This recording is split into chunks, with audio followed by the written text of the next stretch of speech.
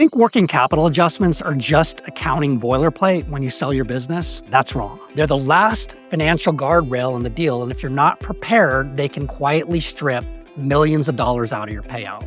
So what is working capital in an M&A deal? Definitionally, it's your current assets minus your current liabilities, but excluding cash and debt, meaning you get to take the cash in your bank account, but you also have to pay off your debt. In plain English, it's a snapshot of your company's short-term financial health. Can the business cover its bills with what's on hand at the time of closing? Buyers care about this a lot because they don't want to have to inject extra cash to keep things running. And founders should care a lot too, because if the numbers don't line up, it comes straight out of your purchase price. Both sides typically agree on a normalized working capital target, which is called the working capital peg. But here's where a lot of founders get tripped up. You have to analyze that peg very closely. If it's understated, the post-closing true-up will come straight out of your hide, dollar for dollar. And if the buyer overstates it, you may be forced to leave more working capital in the business instead of taking it home as part of your sale proceeds, which is basically a windfall to the buyer. That's why getting the working capital peg right isn't just accounting, it's protecting your purchase price.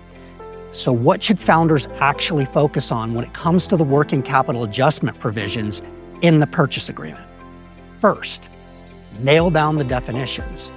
What's included and excluded has to be crystal clear. Those are vague, buyers will use the gray areas against you. Second, focus on normalization. Don't just accept the formula the buyer drops in.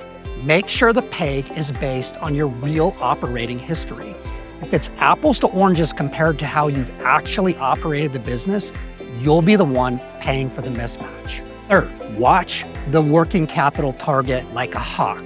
If you understate it, the true up after the closing comes straight out of your hide, dollar for dollar.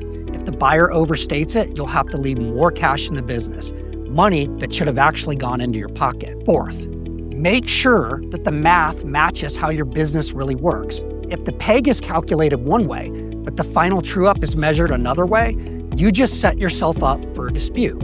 Fifth, plan for possible issues. The final adjustment happens after the deal closes, and the buyer takes the first crack at preparing the proposed working capital adjustment amount. You need to agree in advance what information you'll get to verify it, how objections get raised, and who the neutral third party is that will determine any disputes, typically a third-party accounting firm. Here's the takeaway. The purchase price you see on paper is rarely the amount you actually take home. Working capital adjustments are one of the last guardrails, and they can move the number meaningfully in either direction. Stay disciplined. Insist on clear definitions.